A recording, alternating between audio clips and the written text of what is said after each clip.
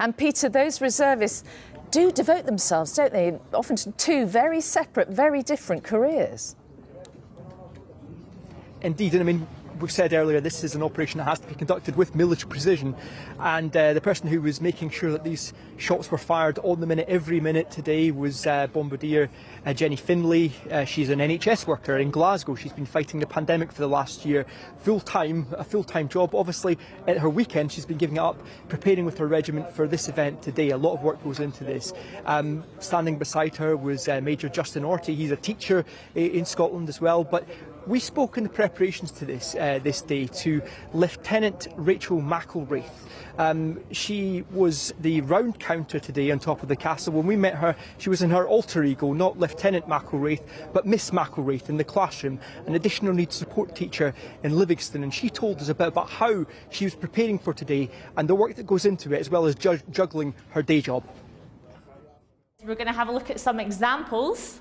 I'm going to have a look at whether these examples are correct or incorrect. Rachel McElwraith is a leader. On school days, it's her pupils who benefit from her experience and her skill in sharing it. But at weekends, she has an alter ego and becomes a leader of soldiers in the Territorial Army. I'm committed to being a teacher Monday to Friday, and then I'm committed to being a reservist at the weekend. And that's the normal way that things would work out for me. How does being a teacher complement being a reservist and vice versa? I think anybody who has the desire to do something should absolutely do it, and I think it's important for young people to see that, you know, you don't just have to be one thing. And so when Rachel leaves the schoolroom behind, it's on to her second job, which she sees as equally important to the future of her country.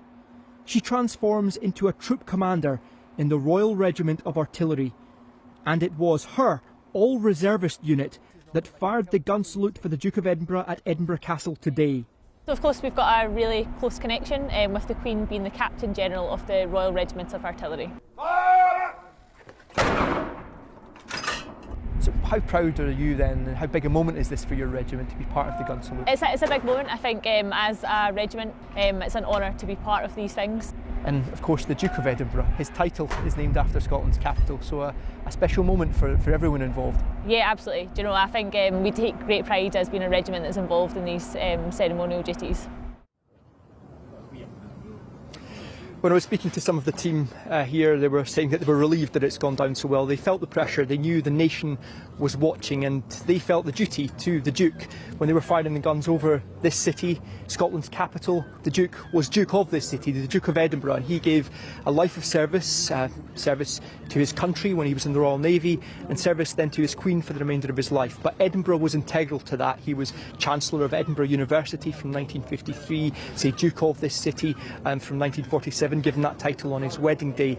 And it is fitting today that the 41 gun salute came from the regiment, the Royal Regiment of Artillery, for whom the Queen is the honorary Captain Major. Peter Smith in Edinburgh, thank you. Well, let's return to the Tower of London now, where Raggy Omar has two more people who knew the Duke of Edinburgh through their work in the armed forces. Raggy. That's right, Mary. I'm joined by Lieutenant Colonel Erica Bridge of the Royal Artillery and also Sergeant Major Glenn Houghton of the Grenadier Guards. Thanks very much for joining us. The temperature's dropped a little bit. We are remembering not just the main stay of the Queen's life, the Duke of Edinburgh, but a man as well, and a man who, you know, was part of the armed forces in so many different ways. Tell us how you came across him and what was your experience of meeting Prince Philip the Man? I think my connection really was when I had the honour to serve in the King Street Royal Artillery, who you've just seen firing a salute today. And there is a really deep connection between so many members of the royal family and the horse. And I think with the Duke of Edinburgh, we came across him really at occasions like the Royal Windsor Horse Show, where the King Street would do the musical drive. And you know, he was a very, very keen and very competent carriage driver, and he really raised the profile of that sport in the UK and in Europe. Right up until his last days. I mean, I understand absolutely. And I think he really understood what the drivers within the King Street were doing, the challenges that they had in driving a team of six horses with a ton and a half of gun behind them with no way of breaking them. And he understood the teamwork that happened, and he certainly had an incredibly keen eye when we did the musical drive, and certainly at the end of a Saturday night drive at Windsor, the commanding officer would quite often be invited up to the Royal Box, Right. and I think if we got a nod and a smile from the Duke of Edinburgh, we knew we'd done well. And knew his stuff, didn't he? Absolutely, absolutely. And I think from time to time, if there was a slight error that really the general public would never have noticed, he would absolutely pick it up straight away. And I think was always very pleased that he had seen it. But a real eye for detail and a huge privilege to have been able, for the troop to sort of show their skills in front of him. Glenn, people say that you never really quite forgot meeting Prince Philip in the flesh. That's certainly true of you, wasn't it? I mean, I've been a Grenadier Guardsman for about 30 years now, just over that. And His Royal Highness has been the colonel, or was the colonel of our regiment from 1975 to 2017. So all through my career, he played a massive part in our small family regiment. And we used to, put a lot of time and effort into engaging with our battalion and our regiment and meeting the soldiers of all ranks. And he'd come on visits and he'd present medals after operational tours and the like. Any particular sort of moment that comes to sort of mind in remembering him for you? Yeah, I remember once we had a Sergeant's Mess Past and Present dinner, which was an annual event, and His Royal Highness came as the guest of honour, and I was the person that was asked to host him that evening for dinner, which was a remarkable event. He had a wicked sense of humour, and Were you nervous? I mean, hosting him. It was an incredible. Honestly, he was so funny, and he had a real sense of humour, and. Really charismatic, and just the dinner was a memorable event. It's something that I'll never forget, and looking after him and hosting him for that evening was fantastic. And he engaged people, I mean, directly, didn't he? Whether it was his love of horses or regimental history, I mean, he really felt that, wanted to hear from people. I think when we went up to the Sandringham show, and I think that was by his invitation, he set up a big driving trials up at Sandringham, and the King Street were invited to come and do the musical drive up there. And I know he was very keen that we didn't mess up his lawn. That was made very, very clear to us. But again, he just loved going to speak to the soldiers, and I think very, very clear that he had a real affinity with the military as a whole. And very comfortable in the company of people in uniform. And he knew his stuff as well, as you say. Yeah. He dug into it and asked people questions, wasn't afraid to find out about stuff. And just he loved engaging with the soldiers. It was brilliant, just brilliant to see. Yeah, well, thank you very much, both of you, for your memories. It's been quite a sort of day. And back to you in the studio, Mary. Raggy, thank you. And we will return to Portsmouth now, and our correspondent Dan Rivers. And Dan, we've been talking about the Duke's long association with the Royal Navy, and that took on a different dimension, didn't it, with the Royal Yacht Britannia? Yes, I think the Royal Yacht Britannia provided the Duke and the Queen with a home from home, really. It was the only royal palace, if I can call it that, floating palace in a way, home, that they had a hand in actually having some design in. And I've been up to Leith to talk to some of the royal yachtsmen who were aboard, who served, and some of the officers who were there to find out how important the Royal Yacht was for the Duke and Queen. In a life of palaces and stately houses, there was one place the Duke of Edinburgh felt more at home than any other. The Royal Yacht Britannia was a floating refuge from the demands of service and duty. A ship that served as a mobile residence for the Duke and the Queen around the world, sailing more than 1 million nautical miles. Right from its conception, the Duke took a keen interest, adding his ideas for the interior after the ship's architect, Sir Hugh Casson, had penned the elegant lines.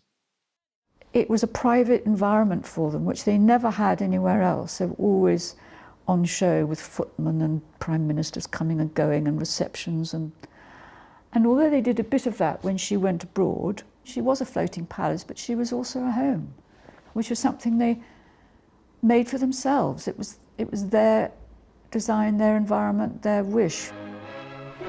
Accompanied by the Duke, the Queen came to perform the launching of the vessel, whose name until that hour had been kept a close secret. The Duke had only just left the Royal Navy at the rank of commander when the new Royal Yacht was launched in 1953. I name this ship Britannia. I wish success to her and to all who sail in her. He was immediately at home among the crew of Royal Yachtsmen. They'd been drawn from the very best the Royal Navy had to offer. 3, 2, 1.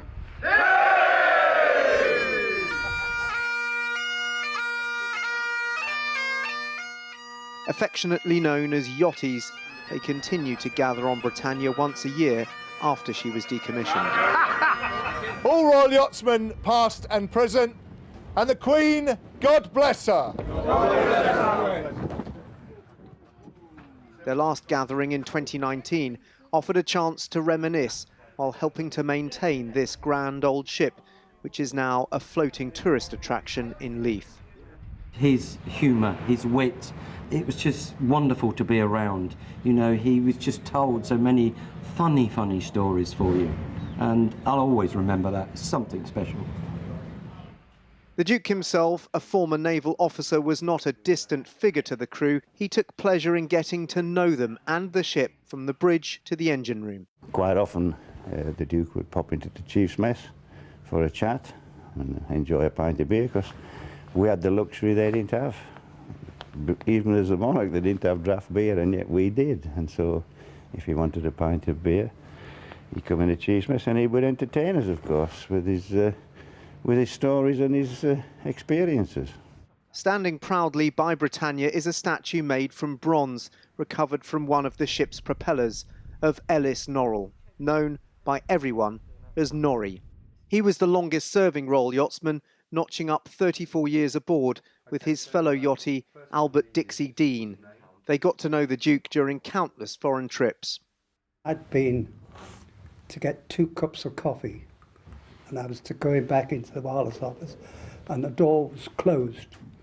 And I got pumped, and I was like kicking the door to get someone to open the door. And the Duke came out of here, and I'm standing there with these 2 cups kicking this door. And he said to me, "Oh, just a moment." And he came across and opened the door for me so I could go in. How did you feel? I was terrified.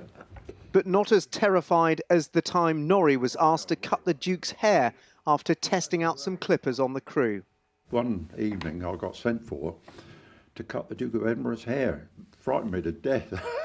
But it must have been all right, because he sent for me a second time on another particular tour, a long tour of the Pacific. The Royal Yacht Britannia took the Duke way down south into Antarctica during his round-the-world cruise. In 1956, the Duke embarked on a world tour alone on the yacht, going as far as Antarctica, enjoying time with the crew, which included a beard-growing competition and a special ceremony to mark crossing the equator.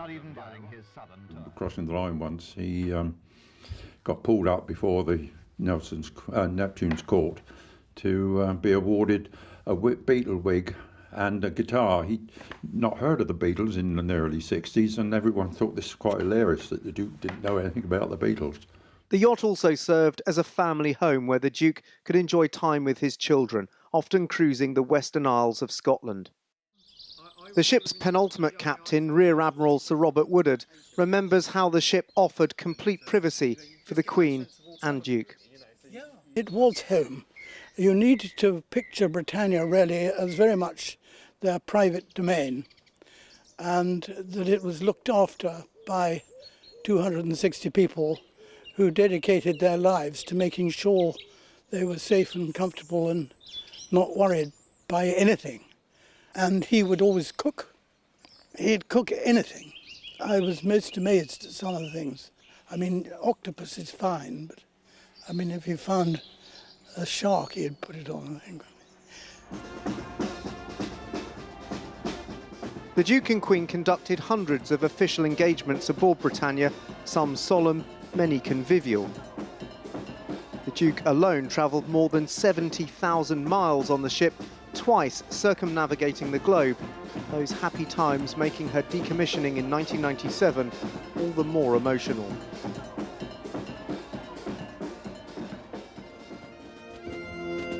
The faces of the Queen and Duke told the nation how dear the ship was to them. This was the end of an era for the royal couple, and it was keenly felt.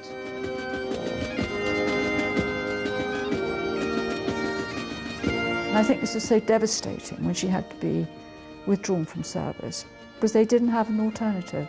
They had nowhere. They still say this, that, OK, we retreat to Windsor or we go to Balmoral or whatever it is, but we don't have that very special place we could go and be ourselves and not on show.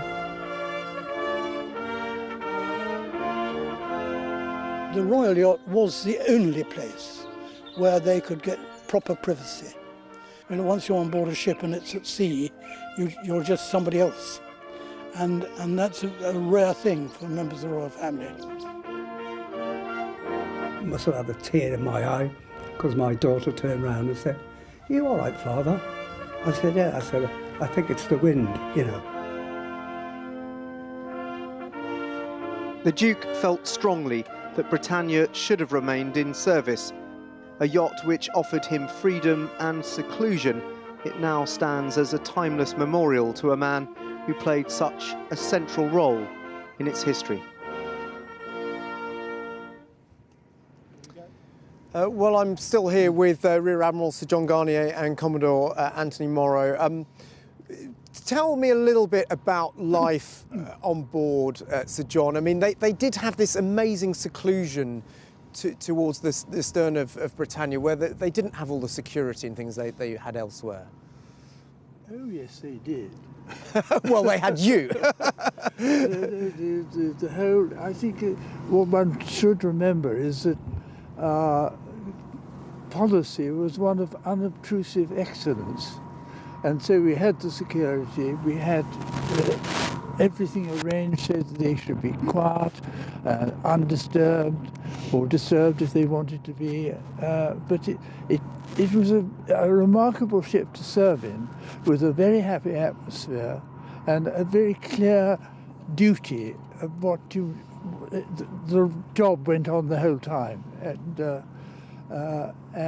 the Queen and Prince Philip took an interest in what was going on, and we were walking around the ship.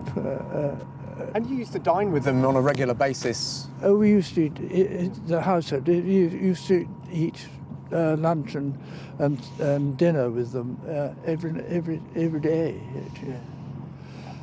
And Commodore, what's your sort of abiding memory of life on board? I mean, you had some amazingly happy times in the Western Isles, I believe. Tell us about that. Well, the Western Isles, yes, formed an important part of the extraordinary programme that Britannia undertook every year.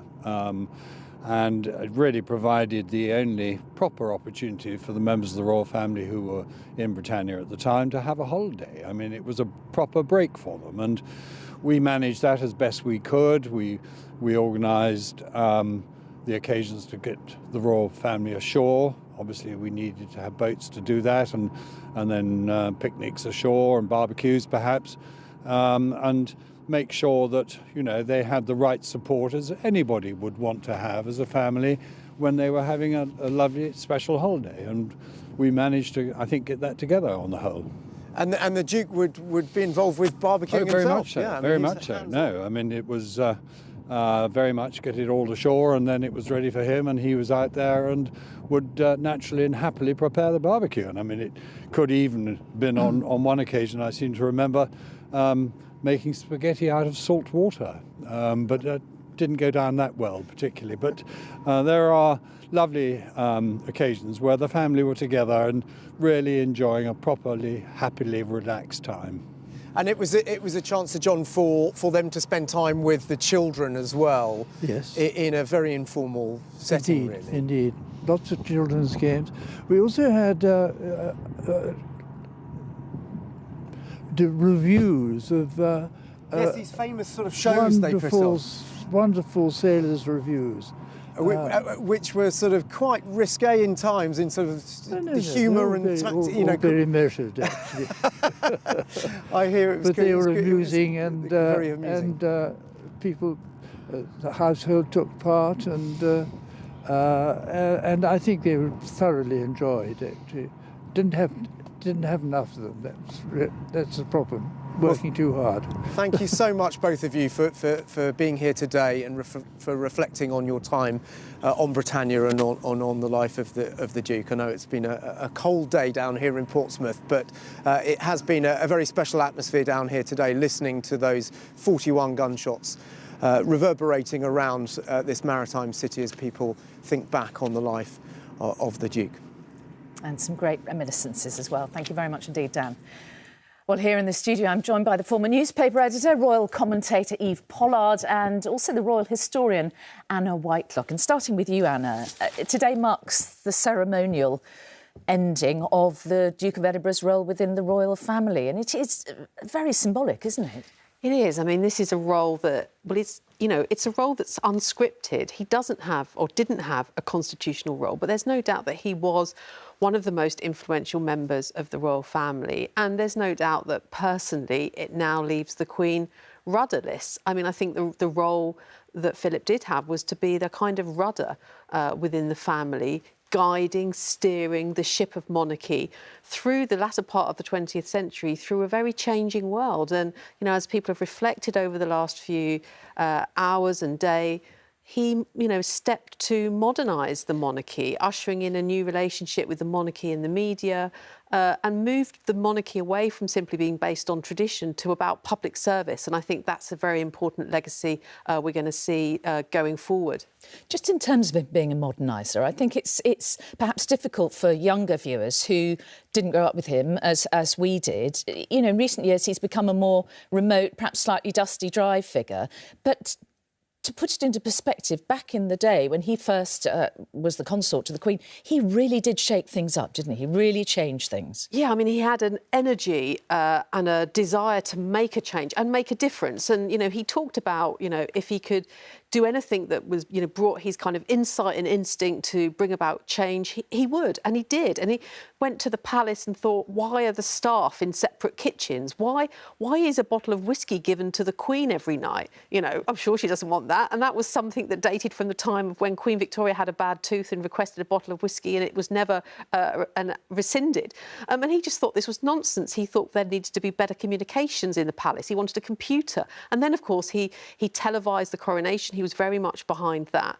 So, yeah, an absolute moderniser. And, yeah, we think of him as the kind of nation's grandfather, but actually he was this very dashing, very handsome young man when he joined the royal family. And he was an outsider. And, of course, outsiders since we've thought about, female outsiders, Diana and Meghan. But here was a male foreign outsider marrying into a family in the 1940s, having to step behind the Queen at a time when it wasn't the done thing to step behind your wife. So, remarkable, an unscripted life and a remarkable one.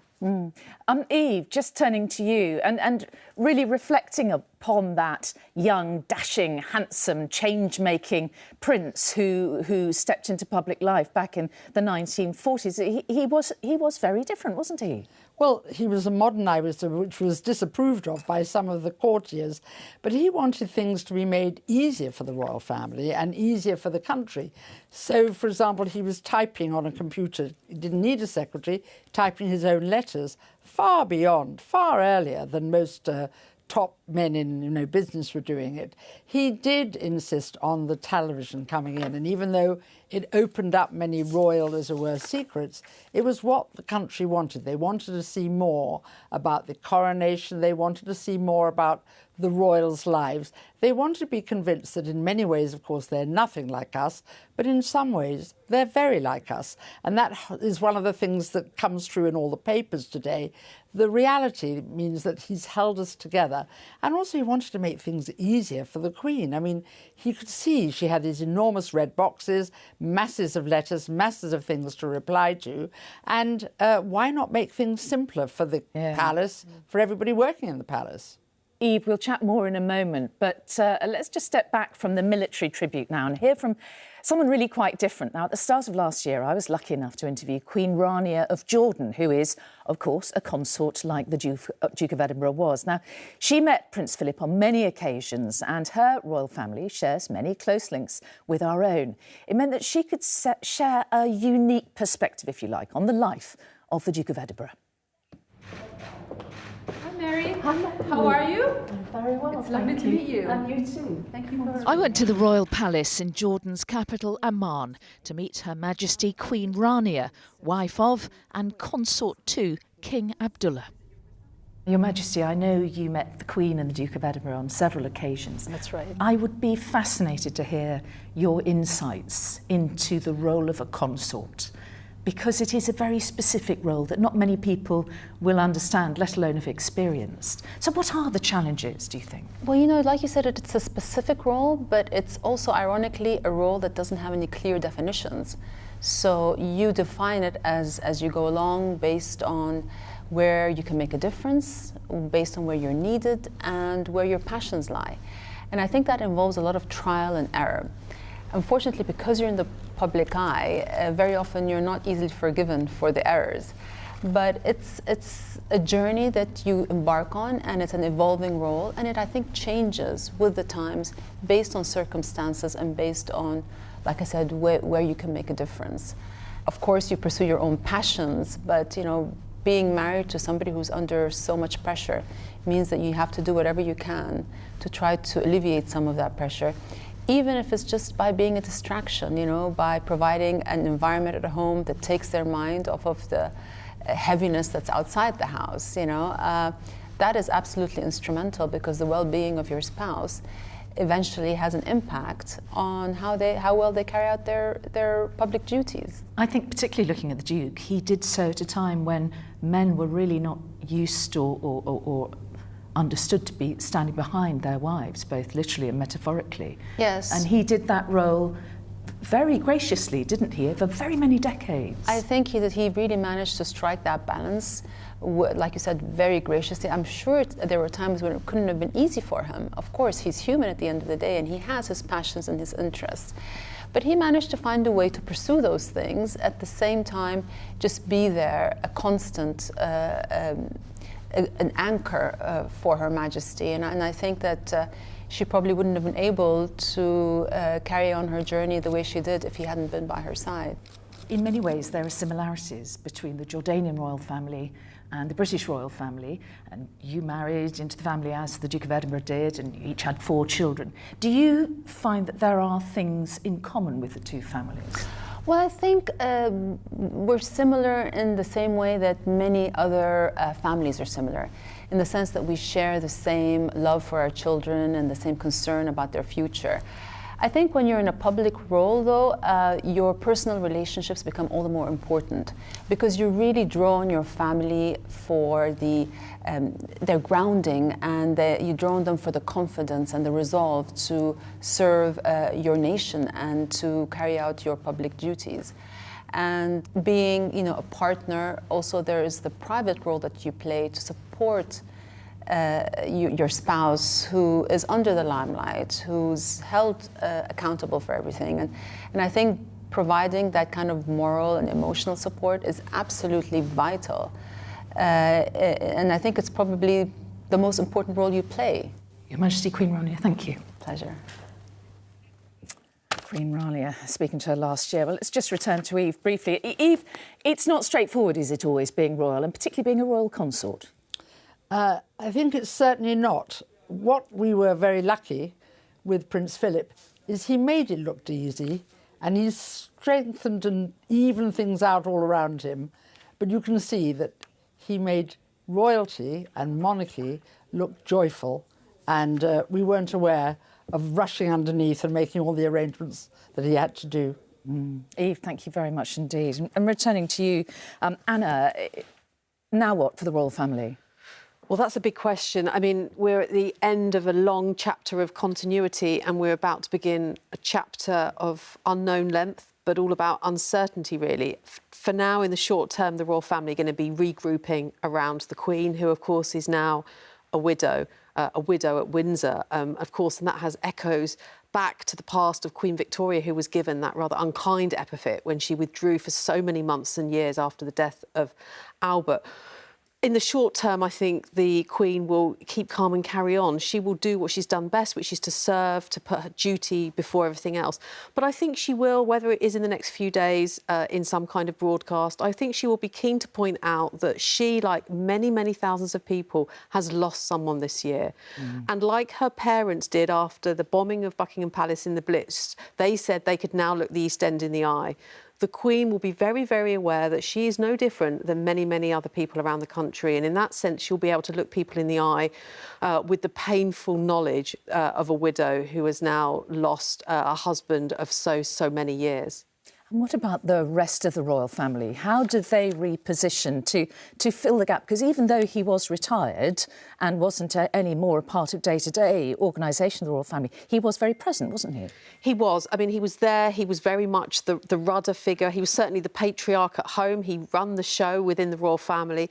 I think we're going to see Charles step up, do more, as he has been doing. He'll be with his mother, I think, by her side on some occasions, otherwise acting for her. William's doing more. The Duke and Duchess of Essex, the Prince of Wessex. Wessex, I'm sorry, long day. Sophie and Edward, they have done a lot, particularly in the Commonwealth. So I think we will see them doing more. So I think the royal family will rally round the Queen. Charles, in particular, will step up and serve her and support her as boss of the firm, as the monarchy is described by the family itself. But what about those who may or probably may not be watching today, who say this is irrelevant to modern life? Royalty is so old-fashioned, it simply doesn't fit with modern life. What would you say to those people? I'm really aware of that. And, you know, so much of this feels like a bygone age, these, you know, great, impressive military figures talking. But this is about our national identity. It's about our national story. It's about who we were, where we've come from, but also, of course, where we're going. What kind of values do we want to enshrine in our kind of future? What kind of example, what kind of symbol is the United Kingdom now going to have? Is the monarchy the way forward? Is it how people want to, for the United Kingdom to be seen? Do the countries also around the world that have the Queen as head of state want to continue links in that way? Prince Philip and the Queen have overseen around the world the process from empire to decolonisation through to the organisation of the Commonwealth. There's big, big questions at stake now, and people can be pro or anti the monarchy, but in the first instance they're, you know, respectful of a life lived in public service, and then more than that, and we'll see that in the weeks and months that come forward. What is the new chapter for United Kingdom? What is its identity, and what role will the monarchy play in that? A question of national identity. I mean, the royal family goes through phases, doesn't it? After the abdication, it went through quite a shaky patch, the death of Princess Diana, the divorces, and now with the Sussexes. It's ever-changing and it's always having to reform itself, if you like, or adapt. That's precisely it. It's about evolution and stability and about continuity and change. And that's actually what Philip spotted and saw so well. He knew that some traditions had to be maintained and continuity was everything. But he knew that you had to keep up with the times, and hence introducing television in the way that he did. He was very much a moderniser, and I think that really was one of his most significant legacies, the way in which he had an eye for the future. And there is no doubt that he steered the monarchy, supported the Queen through the sort of translation of the monarchy from this sort of empty vessel of constitutional monarchy, all about tradition and the past, to something that had a public face and was for the public good. And onwards it goes. Anna, thank you very much indeed. So interesting. And that brings to a close our coverage of the Royal Gun Salute to the Duke of Edinburgh. 41 guns fired to mark the passing of a man who was as much a part of the military family as indeed the royal family and indeed private family itself.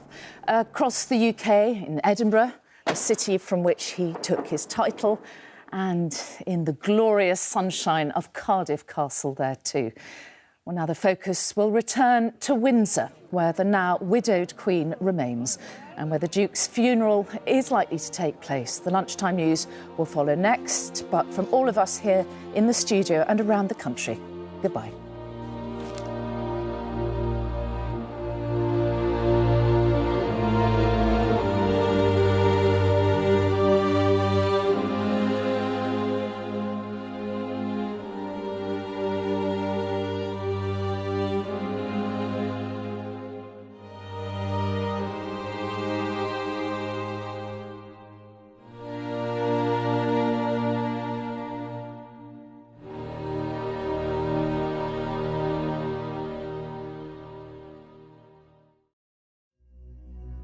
Now here with the latest headlines, it's the ITV News.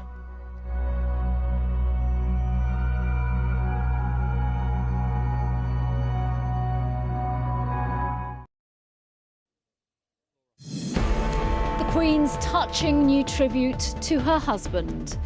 In a post online, the royal family reiterated the Queen's description of the Duke as her strength and stay. This morning, their sons came to Windsor to support her as the Countess of Wessex told the crowd the Queen's been amazing. We're live at Buckingham Palace, where the crowds are building too, despite a request for well-wishers not to congregate because of COVID. Also ahead, the gun salute to say goodbye to the Duke.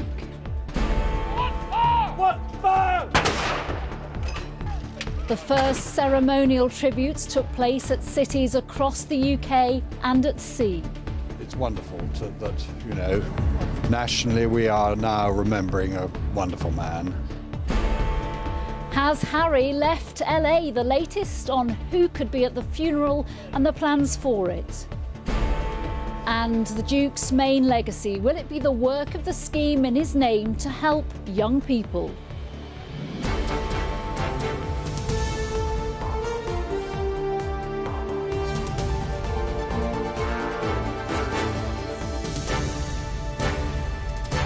This is ITV News with Nina Hussain from Buckingham Palace. Good afternoon from Buckingham Palace as the country pays its first official ceremonial tributes to the Duke of Edinburgh. Gun salutes rang out across the UK at midday and also at sea to reflect the Duke's naval past. There were more personal tributes too. The Queen shared a photograph of them together with the words, "I, his whole family, this and many other countries owe him a debt greater than he would ever claim or we shall ever know." Their sons, Prince Andrew and Prince Edward, arrived at Windsor Castle this morning to add their support. Sophie Wessex told the crowd, "The Queen has been amazing." In the first of our reports, here's our correspondent Romilly Weeks on the royal salutes. Through the mists of the early morning at Windsor, home now to a Queen in mourning, the household cavalry were the first of the military today to pay their respects to the Duke, stopping their horses to salute. While the Queen, in her first message since the announcement of her husband's death, made clear the depth of her loss. These words posted on social media: "He has quite simply been my strength and stay all these years, and I and his whole family and this and many other countries owe him a debt greater than he would ever claim or we shall ever know." An extract from the speech she made at the couple's golden wedding. The Queen's family are gathering round. Prince Andrew and the Earl and Countess of Wessex have joined Prince Charles in visiting the monarch. The Countess of Wessex told onlookers afterwards the Queen had been amazing.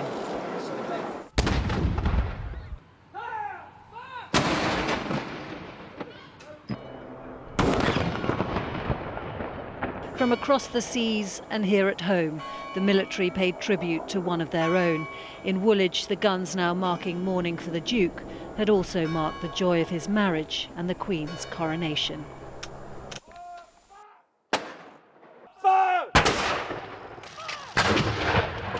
In castles across the nation's capitals, the same solemn ceremonial. The public might not have been permitted to watch, but they could certainly hear.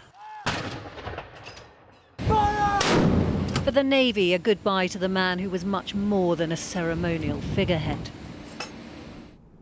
His generous spirit, his delight in all aspects of the naval service, and his deep understanding of our values, standards and ethos made him such a close friend to the service for over 8 decades. And he will really be deeply missed by all of us. Prince Philip, always a keen sailor, had joined the Royal Navy aged just 17. He saw active service during the Second World War, and few doubted that he could have risen to the very top had he not chosen a life of service to the Queen. It's wonderful that, you know, nationally we are now remembering a wonderful man, and we're doing this today around the country. Here in Portsmouth it's very special because, of course, you know, this was the senior naval base. Where we're standing at the moment was where Britannia was decommissioned, and the memories are so special for us all to remember such a wonderful man today. The Queen's sad task now is to agree the final funeral plans for the Duke. It will be a simplified, scaled-back service in St George's Chapel, Windsor. Hard for those who were mourning him, perhaps, but not very far from what the man who so disliked a fuss wanted. Romilly Weeks, ITV News. Neil Connery has spent the morning at Windsor Castle. Neil, the Queen has been supported by her sons a little earlier. Yes, we saw the Earl and the Countess of Wessex here at Windsor. They were here for around 90 minutes or so before leaving at about 1:45. We saw them wave at some of the well-wishers who've been growing in numbers here this morning. We also saw that the Countess understandably looked emotional but managed to smile, and she was asked how the Queen was coping with everything that had happened. She appeared to say amazing in response to that. As I say, more well-wishers here today actually than they were yesterday. Those appeals from the royal household for people not to come here, and from the Cabinet Office, I'm not sure they're being heeded in the way that they'd hoped that message was. I think it's understandable. People want to show their respects and pay their respects to the Duke of Edinburgh, but given the pandemic situation we are in, I think they might need to rethink all of this in the days ahead here. Neil Connery, thank you. Our royal editor Chris Shipp joins me now. The royal family really rallying around the Queen, as you'd expect, and she will need their support right now, understandably. Yeah, of course she will. And actually, when you think that we'd had Prince Charles, who came and visited yesterday, he drove from Highgrove to see his grieving mother at Windsor. Today we've had her youngest son, Prince Edward, and Sophie there as well. And they will be rallying around their mother. Why? Because, you know, she's woken up this morning to the realisation of the dreadful news that was announced yesterday of the loss of her husband. The pictures you're seeing here was their 73rd and final wedding anniversary. They spent it together at Windsor Castle, where they have been for the past year, spent a lot of that time together, and she will need her family around her, as anyone will at this time. But as lots of people in this country have experienced, I think it's always worth us pointing this out. This has been a difficult year for so many people. The Queen is now coming to terms with the loss of the man that's been by her side since 1947.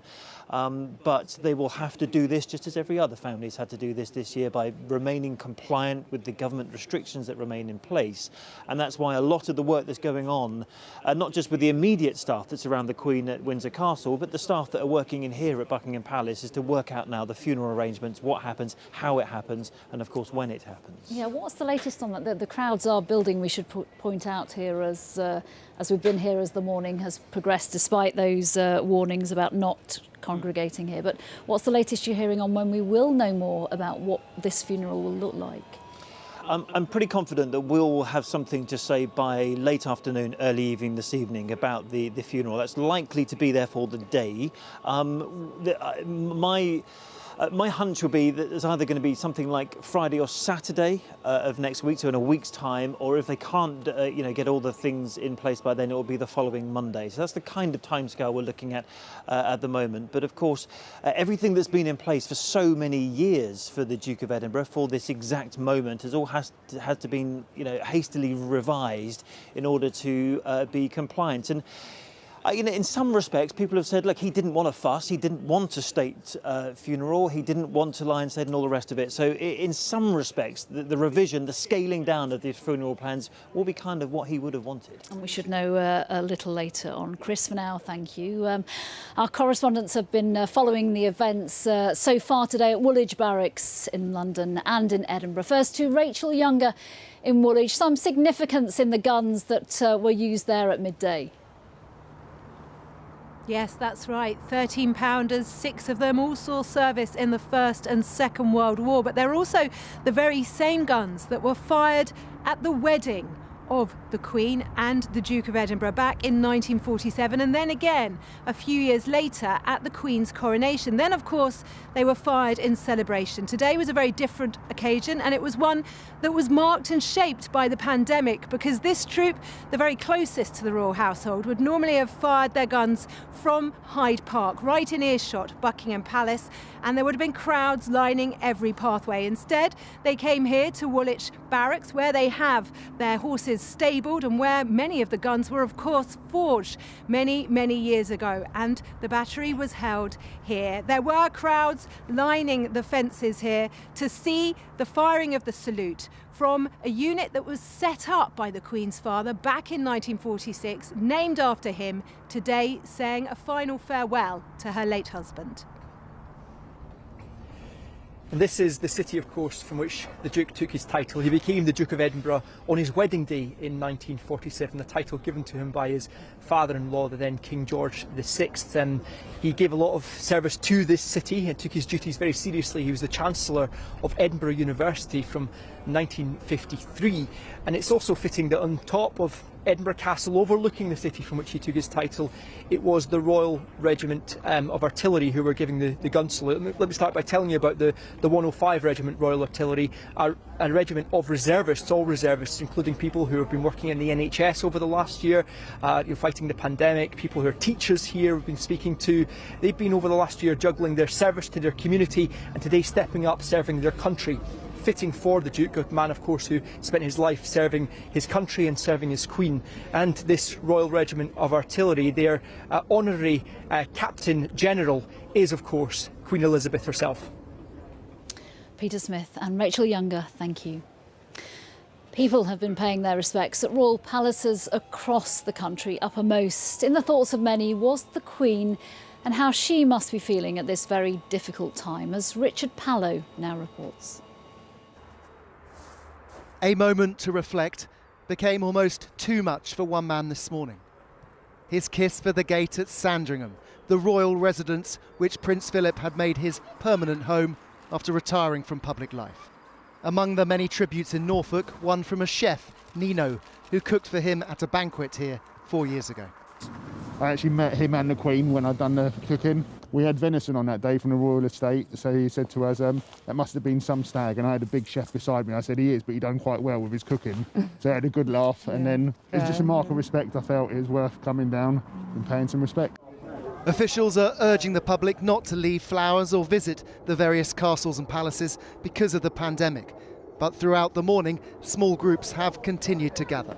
It's very sad to lose a loved one, and although she's the Queen and it's the royal family, loss doesn't hurt any less, regardless of where you're at in life. So yeah, I think it's just important for us to pay our respects today and to just remember the Duke. Yeah, I share in the loss of the royal family, and to me it felt as if I lost my dad today. So that's how strongly I felt about it. Yeah.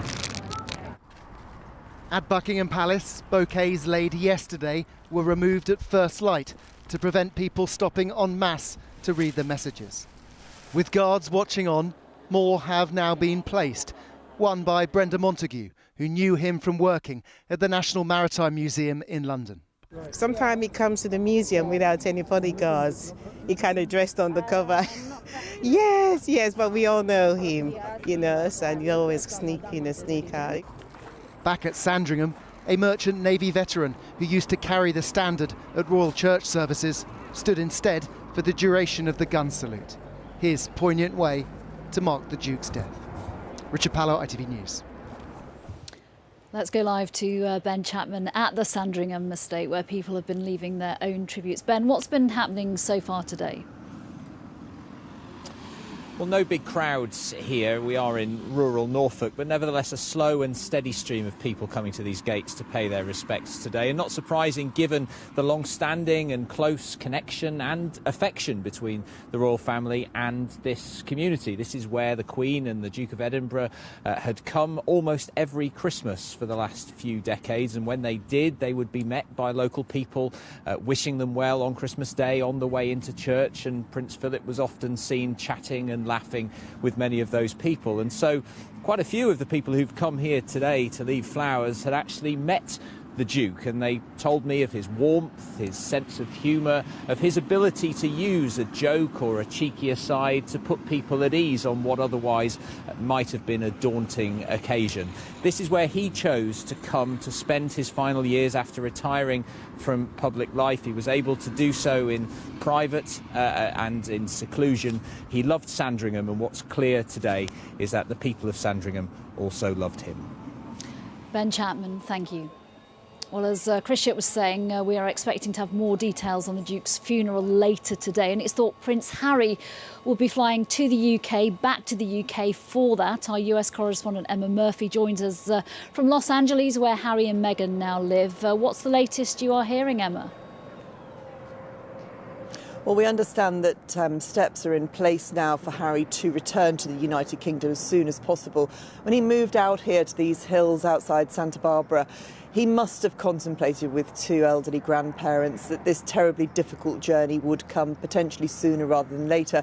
But I think he could have been forgiven for underestimating just how difficult this journey will be, partly because he was travelling out here when there was not a global pandemic underway. His return to the UK will be with terrible restrictions on travel back into the UK. He'll need to take a COVID test before he leaves the US. He will then have to isolate for 10 days with the option to release after 5 if he has a negative test. There are various ways around these regulations, still staying within them. He could potentially isolate alone and then go to the funeral and leave. That would be one option, or there may be some kind of diplomatic protocol that is open to him. But of course, there is then the personal challenge that he faces, travelling in grief without the chance to say farewell. We understand the last time he saw his grandfather was back in 2019 when he introduced his young son Archie to the family all those months ago. But also since then we have had that interview with Oprah Winfrey, that airing of grievances that the Duke and Duchess of Sussex felt that they had towards the royal family. They have not been in personal touch with them face to face since. There have been phone calls, but this will be their first opportunity to meet. And we understand that the most likely scenario is that Harry will travel back alone. Meghan will stay here with Archie. All right, Emma Murphy, such complex times. Thank you very much. Thank you. Back here, politics is on a pause in this period of mourning. Campaigning for any upcoming local elections next month will stop. For more on that, our political reporter Shihab Khan joins me now from Downing Street. So campaigning on a pause, but Parliament will come back early from the Easter break on Monday to pay tribute to the Duke. Yes, at the moment here in Westminster there is a parliamentary recess. They'll be back on Monday from 2:30 where there'll be a special session so that MPs can pay tribute. We're expecting the Prime Minister to participate with that, and there'll be plenty of MPs across the United Kingdom who'll be keen to do so. We're about to enter what will be a quiet period for government until the funeral. While we're in mourning, there won't be any major policy announcements. Ministers won't be doing interviews on the radio or on the television, and we're not expecting one of those coronavirus press conferences. What we will see is if there is any need for it, but any public health messaging from the government, because we are, of course, still in the midst of the pandemic, but it is going to be ultimately a quiet period. And like you said, all campaigning has also been suspended for this period of time. Shihab Khan, thank you.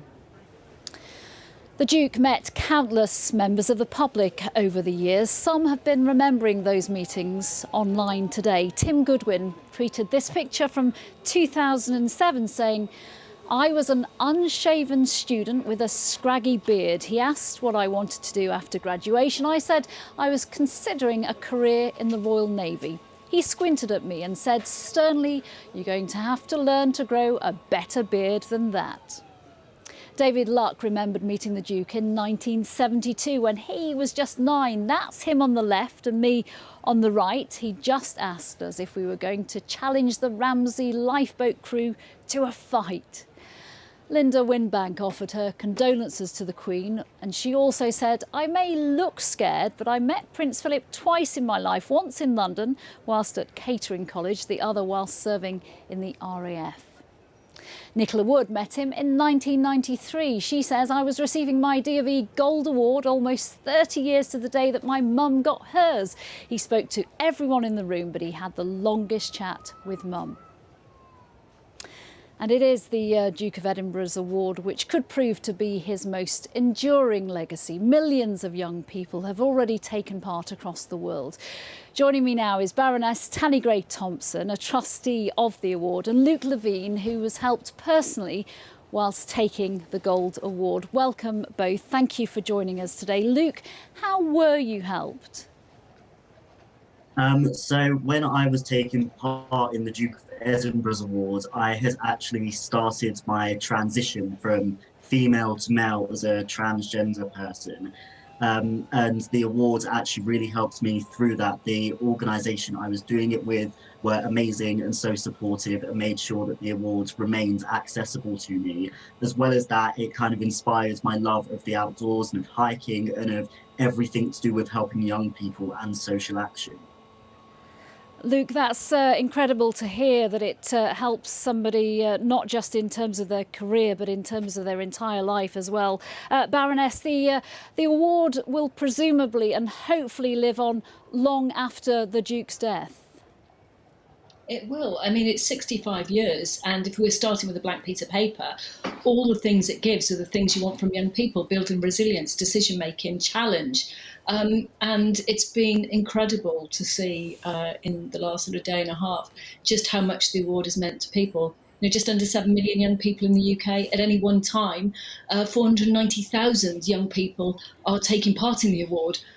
So, you know, it's a tough time, but it shows how much difference it will make to young people's lives to carry on doing it.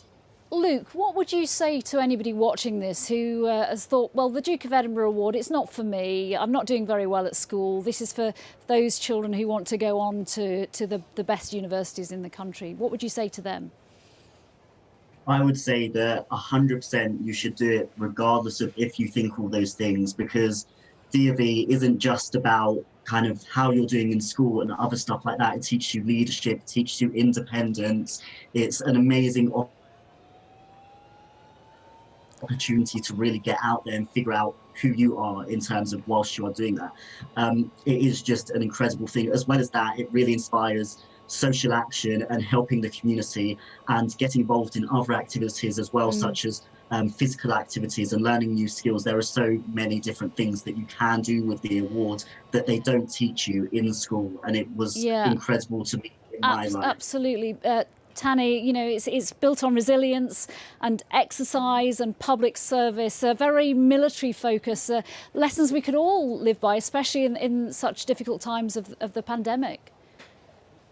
Well, I think young people with, you know, their experience of COVID, which has been, you know, horrible on so many levels, the award is more relevant than it's ever been, with GCSEs and A-levels being cancelled, young people making big decisions about their future.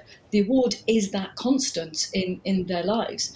And we now have a memorial page on the D.A.V. website, and there are some incredible stories coming through there from not just young people who are doing it now, but from the whole history of the awards. And, you know, we hope it continues. OK, Baroness Tanni Gray-Thompson and Luke Levine, thank you both for joining me and for your reflections on what the scheme means to so many people. Sporting stars are paying their respects to the Duke of Edinburgh this weekend. At the Etihad Stadium, Manchester City and Leeds United players stood for a 2-minute silence ahead of the lunchtime kick-off just over an hour ago. And at Aintree, where the Grand National takes place later this afternoon, a 2-minute silence will be held. ITV sport presenter Ed Chamberlain is there. Yes, there was a very sombre feel to Aintree yesterday. It'll be a similar story today as racing pays its respects to the Duke of Edinburgh.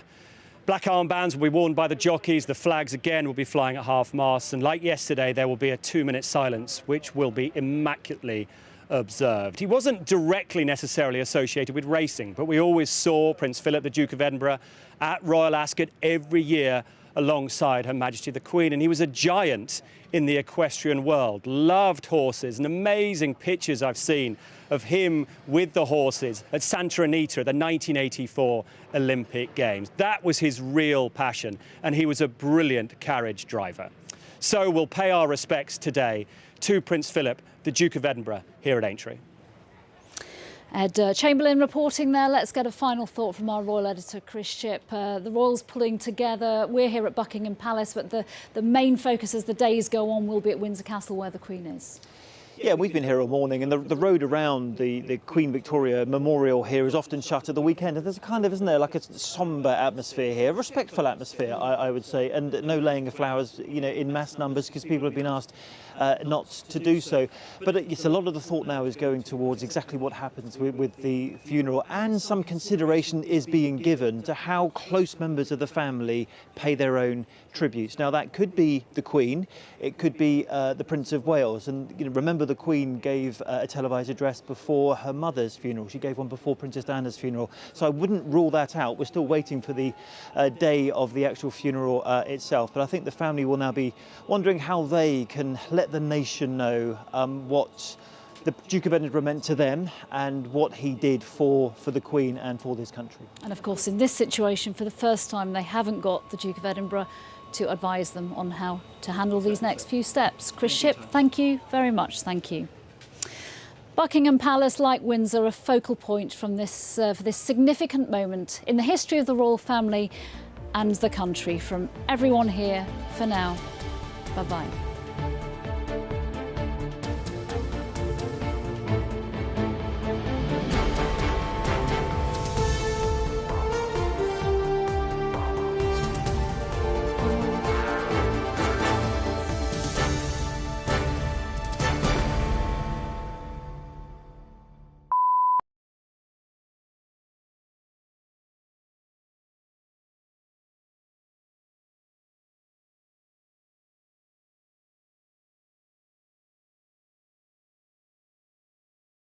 Apologies, we'll be back with you in just a moment.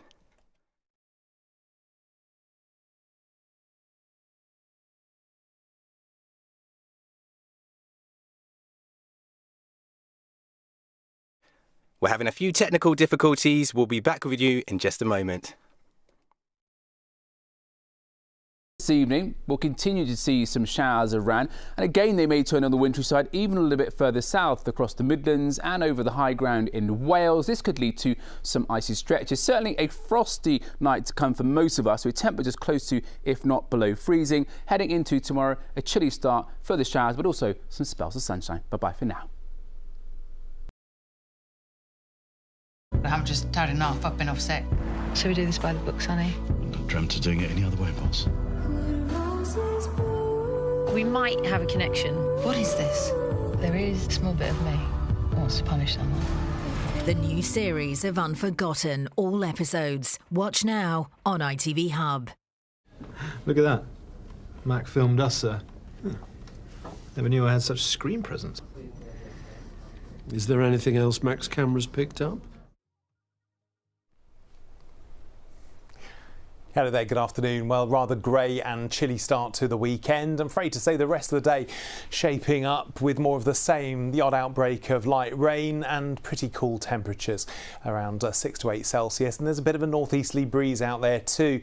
Now the dampness will eventually clear away during the evening. We'll start to see a few clear breaks making their way across the capital. That's going to allow for a bit of a frost out towards the west. In fact, temperatures below freezing in 1 or 2 rural spots. So it does set us up for a bright but chilly start to the day on Sunday. Hopefully some nice sunshine out there to enjoy and pretty light breezes. There'll be 1 or 2 bits of cloud floating around, but essentially a dry day and a slightly less chilly day.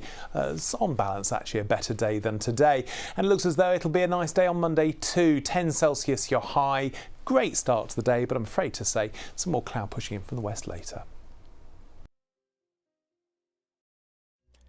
Now here on ITV, let's join Ed Chamberlain, Francesco Cumani and the rest of the ITV team with the Grand National Festival.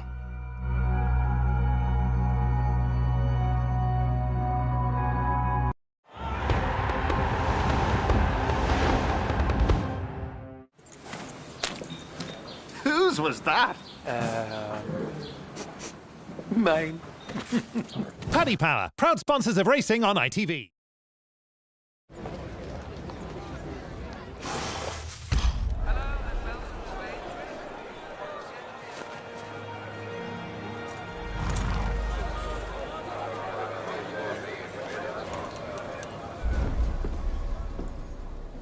under starter's orders.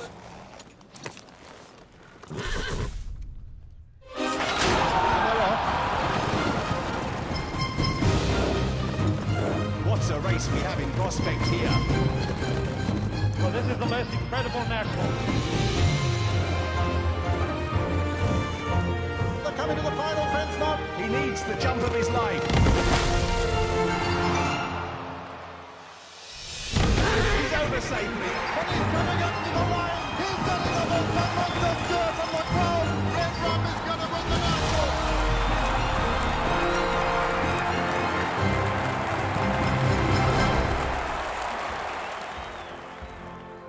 Today, horse racing